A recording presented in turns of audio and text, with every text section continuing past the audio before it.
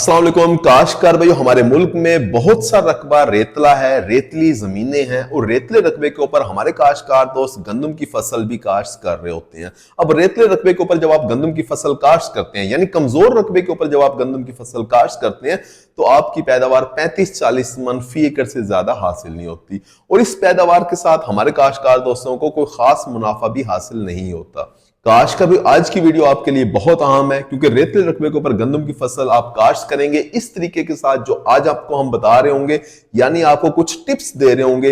इनके ऊपर अमल करके हमारे बहुत से काश्तकार दोस्त 60 मन से ज्यादा फी एकड़ पैदावार हासिल कर रहे होते हैं।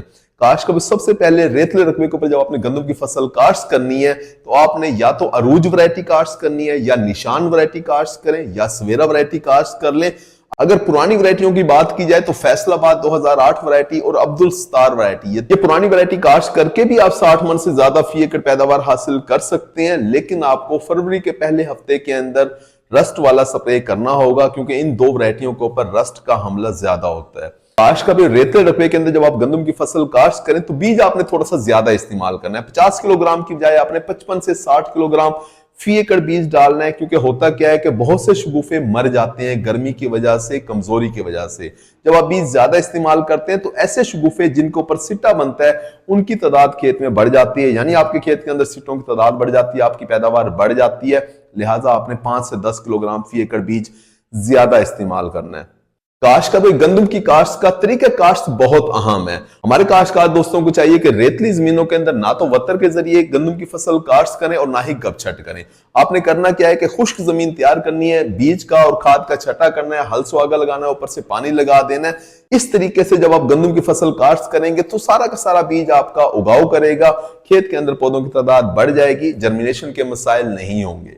काश का भी खादों की अगर बात की जाए तो रेतले रकबे के ऊपर आपने डीएपी खाद इस्तेमाल करनी है, क्योंकि जमीन कमजोर होती है। आपको चाहिए कम से कम 1.5 बोरी डीएपी खाद फी एकड़ इस्तेमाल करें। साथ में एमओपी या एसओपी यानी पोटाश वाली खाद भी इस्तेमाल कर लें। अब बीज का, डीएपी खाद का और पोटाश का, तीनों चीजों को मिक्स करें, छटा करें, हल सुहागा लगा के पानी लगा दें।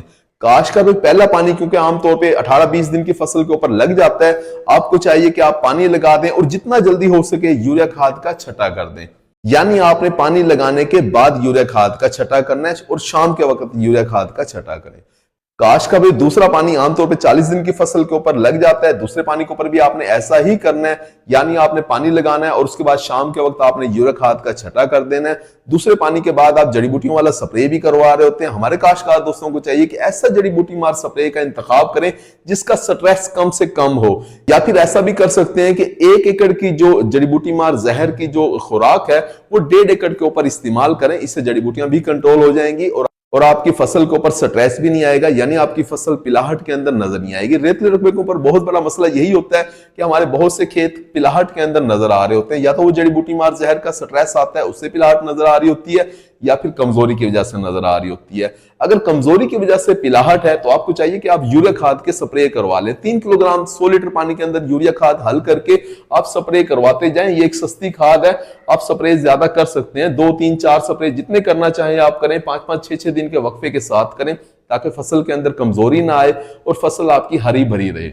काश्त का भी तीसरे पानी के ऊपर आपने जादुई खाद का इस्तेमाल करना है, यानी आपने कैन गवारा खाद का इस्तेमाल करना है। रेतले रकबे के अंदर बहुत अच्छे रिजल्ट मिलते हैं इसके। 60, 65, 70 दिन की फसल आपकी उस वक्त तक हो चुकी होती है। 2 बोरी कैन गवारा खाद की आप इस्तेमाल करेंगे, सिट्टा बहुत जानदार तरीके से निकलेगा, क्योंकि पौधों के अंदर हरियाली होगी, पत्तों के अंदर हरियाली होगी, सिट्टों के अंदर दानों की भराई भी बहुत अच्छे तरीके से मुकम्मल होती है, क्योंकि कैन गवारा खाद 10-12 दिन तक फसल को ताकत के अंदर रखती है। यूरिया खाद बहुत जल्दी खत्म हो जाती है, जैसे ही आप इस्तेमाल करते हैं 2, 3, 4 दिन के अंदर इसका रिजल्ट नजर आता है और ये खेत के अंदर से उड़ जाती है। लेकिन इसके मुकाबले के अंदर कैन गवारा खाद देर तक फसल को सरसब्ज भी रखती है, ताकत में भी रखती है, दाने की भराई बहुत अच्छे तरीके से मुकम्मल करवाती है, आपकी पैदावार बढ़ जाती है। काश्त का भी 50, 60, 70 दिन की जब आपकी फसल हो, आपको चाहिए ना सिर्फ आपने यूरिया खाद के स्प्रे करवाने, बल्कि आपने जिंक, बोरान, मैंगनीज, आयरन इनके भी आपने स्प्रे करवा लेने। ये सारी की सारी चीजें आप 250 ग्राम फी एकड़ के हिसाब से ये सारी की सारी चीजें आप 250 ग्राम फी एकड़ के हिसाब से इनके अलग अलग महलूल तैयार करें, मिक्स करें, स्प्रे करवा दें। इनका खर्चा बहुत ही कम होता है, लेकिन क्योंकि रेतले रकबे के अंदर इन तमाम चीजों की कमी होती है, जब आप ये इस्तेमाल करते हैं तो ना सिर्फ आपकी फसल हरियाली के अंदर आती है, बल्कि इन खुराकी अज्जा की कमी आपके खेत के अंदर हो जाती है और फसल आपकी भरपूर पैदावार की तरफ चली जाती है। उम्मीद है कि वीडियो आपको समझ आ गई होगी और इन टिप्स के ऊपर अमल करके आप अपने रेतले रकबे से भी 60 मन फी एकड़ पैदावार हासिल करेंगे। अपना ख्याल रखिएगा। अल्लाह हाफिज।